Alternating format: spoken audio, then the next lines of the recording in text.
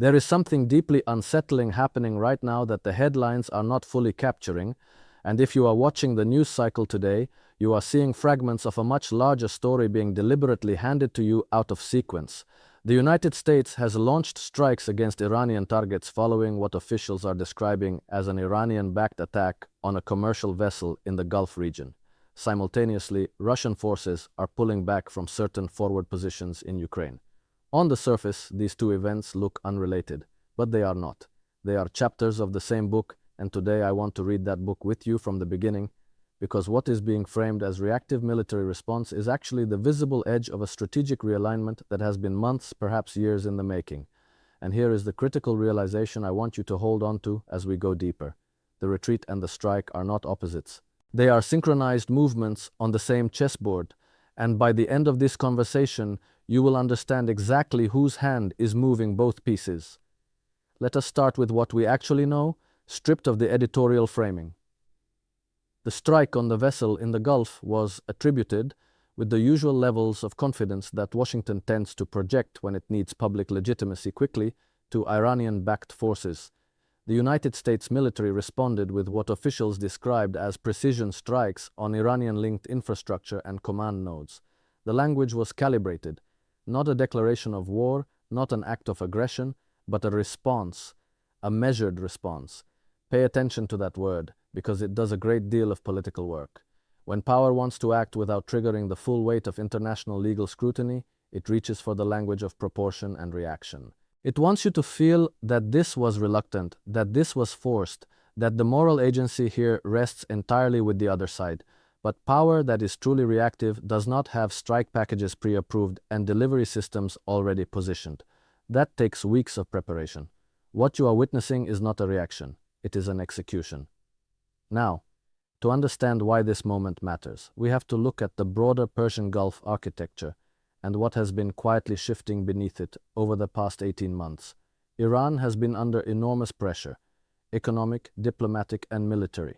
The Abraham Accords fundamentally altered the regional calculus by normalizing Gulf Arab relations with Israel, which had the practical effect of surrounding Iran with a new informal coalition. The Chinese-brokered Saudi-Iran normalization deal of 2023 was Tehran's attempt to find a diplomatic escape valve from that encirclement, a move toward multipolarity that Washington watched with barely concealed alarm. Since then, the relationship between the United States and the Gulf monarchies has been recalibrated, not broken, but under strain. Saudi Arabia has been hedging, the UAE has been diversifying, and Iran, rather than retreating into isolation, has been deepening its relationships with Russia and China, exporting drones, signing long-term economic agreements, and embedding itself into what Beijing and Moscow are positioning as the alternative architecture to the Western-led order. The strike today is not simply about a ship. It is about the cost that Washington is willing to impose on that alternative architecture, and about sending a signal, not just to Tehran, but to Riyadh, to Abu Dhabi, and to anyone else who might be calculating the risks of hedging too aggressively. But here is where it gets genuinely interesting, and I want you to ask yourself this question. Why now? Why does this particular incident, in this particular moment, trigger a military response when dozens of similar provocations over the past several years were absorbed diplomatically or answered with sanctions? The timing is the message. We are in a period of compressed geopolitical signaling where multiple theaters are being managed simultaneously, and Washington needs to project coherence. It needs to demonstrate to its allies, particularly in Europe and the Indo-Pacific, that it remains capable of decisive action, that reports of American strategic exhaustion are exaggerated. The domestic political dimension here is not secondary. It is integral. When an administration is facing skepticism about its resolve, from Congress, from think tank corridors, from nervous allies, a military strike answers all of those audiences at once. It is, in the most clinical sense, a marketing ploy dressed in the language of national security. That is not cynicism. That is how power has always communicated. Now let us move to the Russian dimension, because this is where the analytical picture becomes genuinely complex and where most commentary will fail you. Russian forces retreating from certain positions in eastern Ukraine is being framed in Western media as evidence that the pressure is working, that the sanctions, the weapons transfers, the strategic patience of NATO is finally yielding results. And there is a version of that which is partially true. Russian forces have faced genuine logistical and operational challenges. The mobilization of the past year has yielded a larger force, but one that takes time to integrate effectively. However, a strategic retreat and a defeat are not the same thing, and conflating them is one of the most persistent errors in how this war is being analyzed for public consumption. Military commanders retreat to consolidate, to shorten supply lines, to prepare a more defensible perimeter from which a future offensive becomes more viable. The question that nobody in the mainstream commentary is asking seriously is, retreat toward what? What is the shape of the position that Russian forces are now establishing, and does that position actually serve their medium-term strategic objectives better than the one they just vacated? There is a school of military analysis, and it draws on classical doctrine going back to Clausewitz and forward through Soviet operational theory that treats controlled withdrawal as an active strategic instrument rather than a passive admission of failure. The Russian military has a long institutional memory of this. Stalingrad was preceded by an extended retreat. The 1943 Kursk defensive preparation involved deliberate yielding of ground to compress German offensive momentum into a prepared killing zone. I am not suggesting that what we are seeing today is a direct parallel, but I am suggesting that the analytical framework matters enormously, and that a framework built on the assumption of linear progress, where retreat always means weakness and advance always means strength, will consistently mislead you about what is actually happening. And I want you to sit with that question for a moment. What does it mean when the side that is supposedly losing continues to demonstrate the economic and industrial capacity to sustain a large-scale conflict well into its third year, while the economies of the nations supporting the other side are beginning to show measurable strain? The connection between these two events, the Iran strike and the Russian retreat, lies in what both of them reveal about the current posture of American grand strategy. Washington is fighting what I would describe as a two-front information war wrapped around a multi-front geopolitical competition.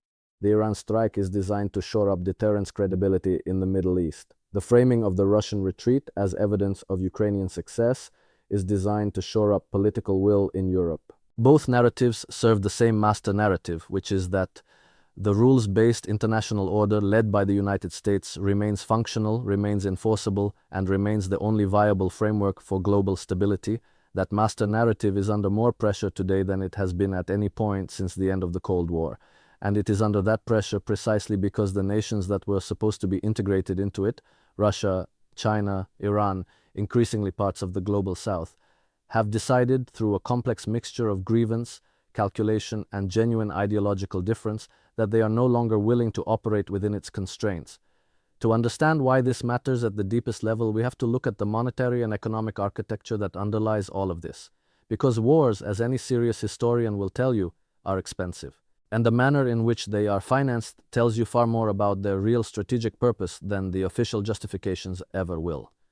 The United States is currently running deficits that, in any prior historical era, would be considered extraordinary.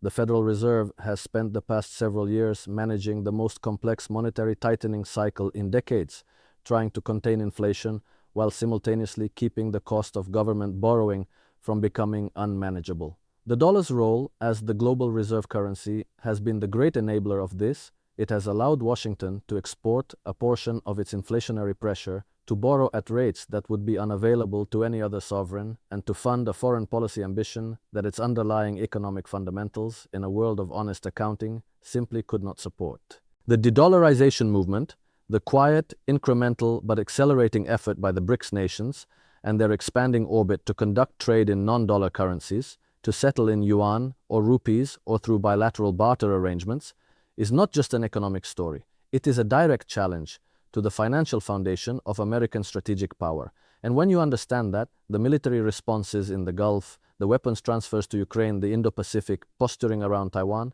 all of it takes on a different character. It looks less like a series of independent foreign policy decisions and more like the behavior of a system under existential financial pressure, trying to maintain through force what it can no longer maintain through purely economic attraction.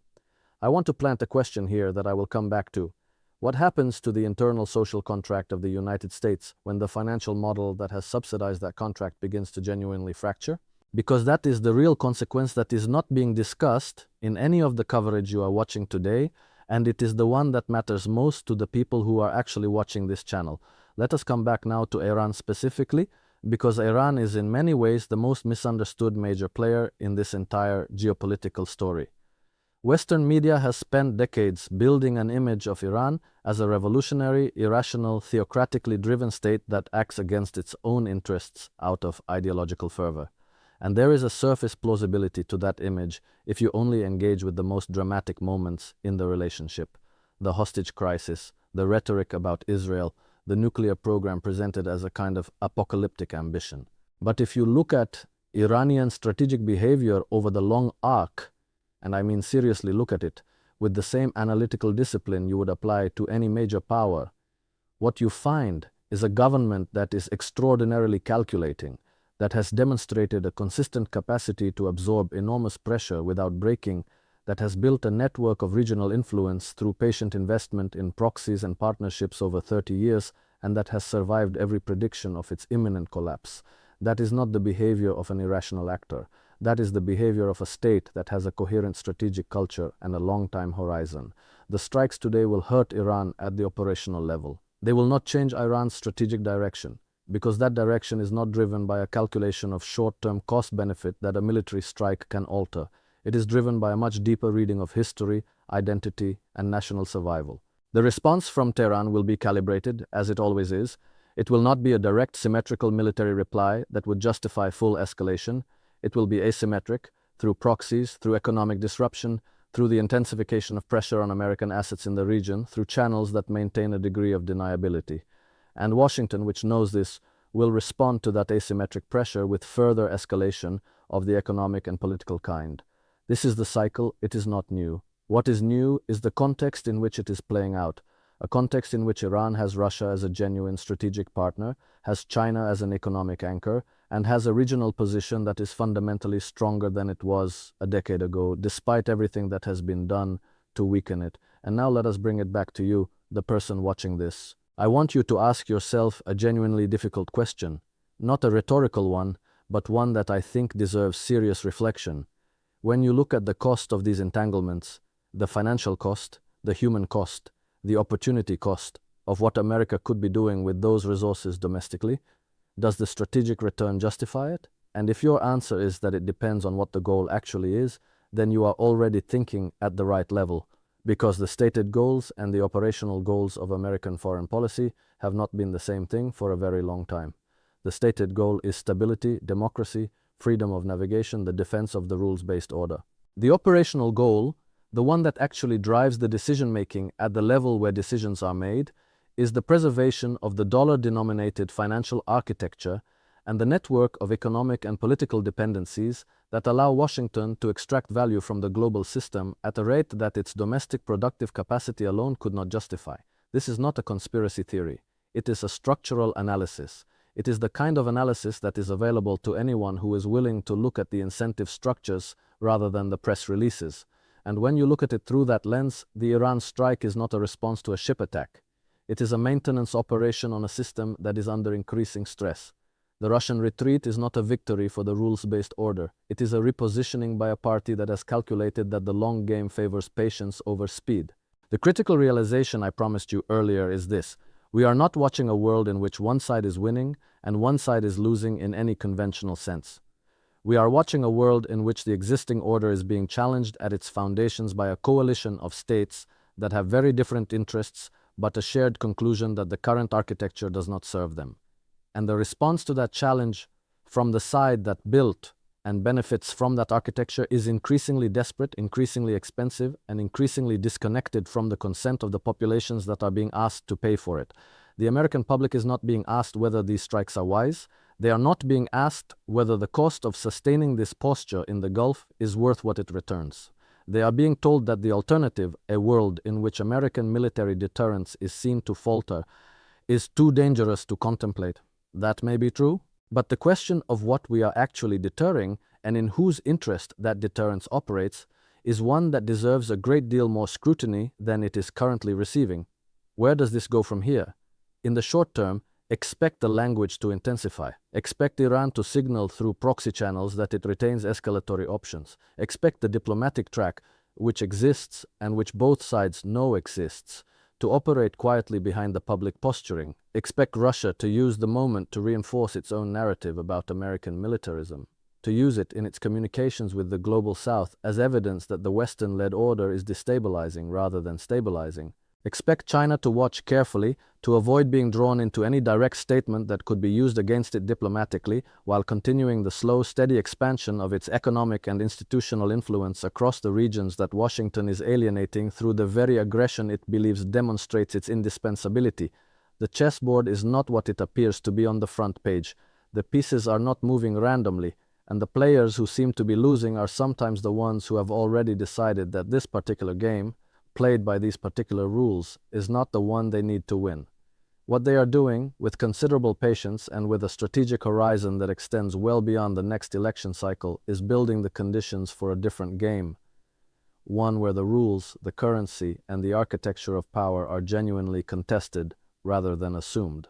Whether that transition happens peacefully or catastrophically depends on choices that are being made right now, in rooms that are not televised, by people whose names you will not see in tonight's news coverage. That is the real story behind what you watched on your screens today. And I hope this conversation has given you at least a slightly different set of questions to bring to the next headline you encounter.